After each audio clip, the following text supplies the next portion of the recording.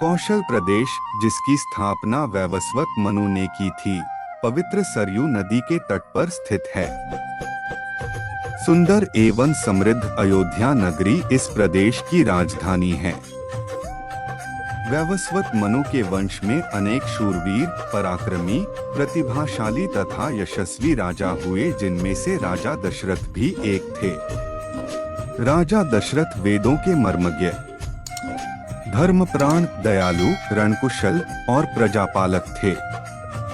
उनके राज्य में प्रजा कष्टरहित, सत्यनिष्ठ एवं ईश्वर भक्त थी। उनके राज्य में किसी के भी प्रति द्वेष भाव का सर्वथा अभाव था। एक दिन दर्पण में अपने कृष्णवर्ण केशों के मध्य एक श्वेत रंग के केश को देखकर महाराज दशरथ विचार करने लगे कि अब मेरे यौवन के दिनों का अंत निकट है और अब तक मैं निःसंतान हूँ। मेरा वंश आगे कैसे बढ़ेगा तथा किसी उत्तराधिकारी के अभाव में राज्य का क्या होगा।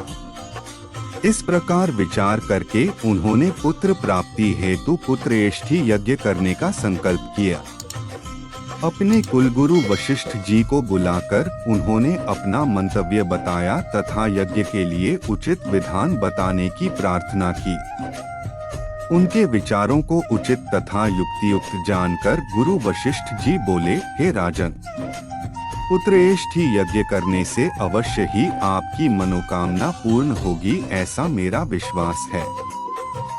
अतः आप शीघ्रातिशीघ्र अश्वमेध यज्ञ करने तथा इसके लिए एक सुंदर श्यामकर्ण अश्व छोड़ने की व्यवस्था करें। गुरु वशिष्ठ की मंत्रणा के अनुसार शीघ्र ही महाराज दशरथ ने सरयू नदी के उत्तरी तट पर सुसज्जित एवं अत्यंत मनोरम यज्ञशाला का निर्माण करवाया तथा मंत्रियों और सेवकों को सारी व्यवस्था करने की आज्ञा देकर महाराज दशरथ ने रनिवास में जाकर अपनी तीनों रानियों कौशल्या, कैकेयी और सुमित्रा को यह शुभ समाचार सुनाया।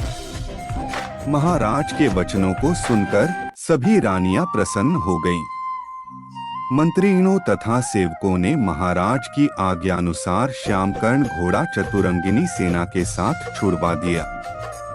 महाराज दशरथ ने देश देशांतर के मनस्वी, तपस्वी, विद्वान ऋषि मुनियों तथा वेदविज्ञ प्रकांड पंडितों को यज्ञ संपन्न कराने के लिए बुलावा भेज दिया।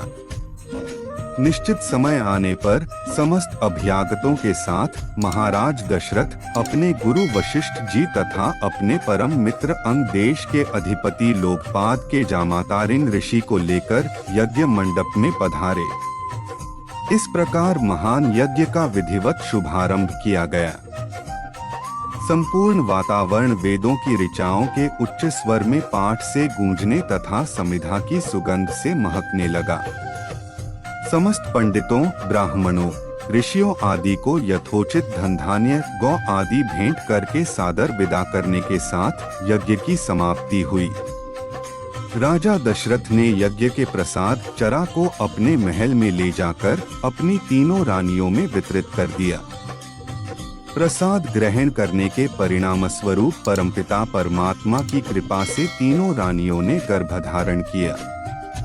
जब चैत्र मास के शुक्ल पक्ष की नवमी तिथि को पुनर्वसु नक्षत्र में सूर्य, मंगल, शनि, बृहस्पति तथा शुक्र अपने अपने उच्च स्थानों में विराजमान थे, कर्क लग्न का उदय होते ही महाराज दशरथ की बड़ी रानी कौशल्या के गर्भ से एक शिशु का जन्म हुआ, जो कि श्यामवर्ण, अत्यंत तेजोमय, परम कांतिवान तथा अद्भुत सौंदर्यशाली था। उस शिशु को देखने वाले ठगे से रह जाते थे। इसके पश्चात शुभ नक्षत्रों और शुभ घड़ी में महारानी कैकेयी के एक तथा तीसरी रानी सुमित्रा के 2 तेजस्वी पुत्रों का जन्म हुआ। संपूर्ण राज्य में आनंद मनाया जाने लगा। महाराज के 4 पुत्रों के जन्म के उल्लास में गंधर्व गान करने लगे और अप्सराएं नृत्य करने लगी। देवता अपने विमानों में बैठकर पुष्प वर्षा करने लगे।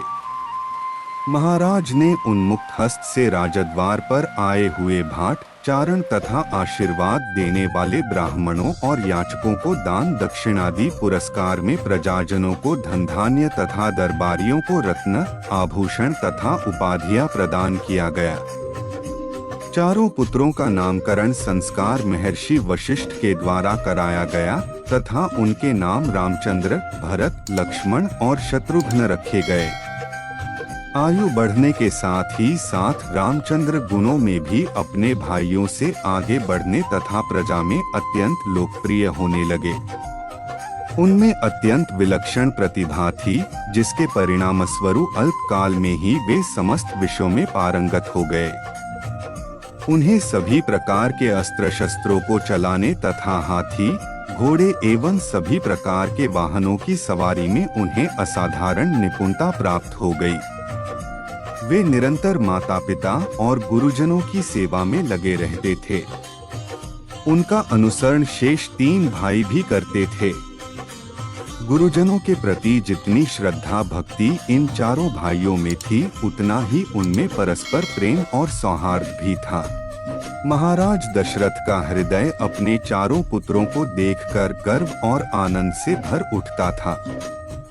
रामायण पार्ट 2 के लिए मेरे चैनल को सब्सक्राइब और वीडियो को लाइक करें।